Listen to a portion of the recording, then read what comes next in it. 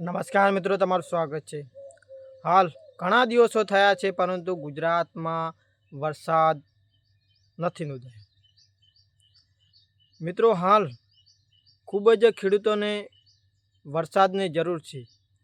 ખેડૂતોના ખેતરમાં પાક સુકાઈ રહ્યા છે અને હાલમાં ખેડૂતોએ પોતાના પાકમાં બોરવેલ દ્વારા પાણી પિયત આપવાનું શરૂ કરી દીધું છે, પરંતુ જેમને પિયત માટે બોર કે કૂવા નથી તે વરસાદની રાહ જોઈ બેઠા છે।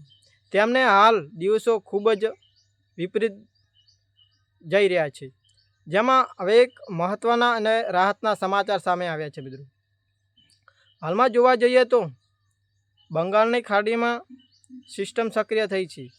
ઉત્તર ભારતના રાજ્ય પ્રદેશો વિસ્તારો પણ સક્રિય થાય છે અને દક્ષિણ ભારતના પણ વિસ્તારો સક્રિય થયા છે અને અરબી સમુદ્ર પણ સક્રિય થઈ છે, જેના લીધે હવે ગુજરાતમાં સારો વરસાદ નોંધાઈ શકે છે।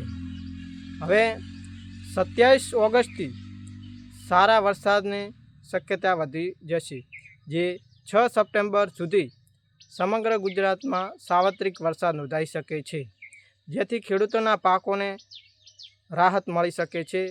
જેથી આ રાઉન્ડમાં સામાન્યથી સાર્વત્રિક વરસાદ હોઈ શકે છે, જેમાં વધુ વરસાદ દક્ષિણ ગુજરાતના બોર્ડર લાગુ વિસ્તારમાં હશે। ત્યારબાદ મધ્યપ્રદેશના બોર્ડર લાગુ જેવા કે મધ્ય ગુજરાતના અમદાવાદ, પંચમહાલ જેવા વિસ્તારમાં પણ સારો વરસાદ પડશે। ત્યારબાદ સૌરાષ્ટ્ર, કચ્છ અને ઉત્તર ગુજરાતમાં સામાન્યથી હળવો વરસાદ નોંધાશે।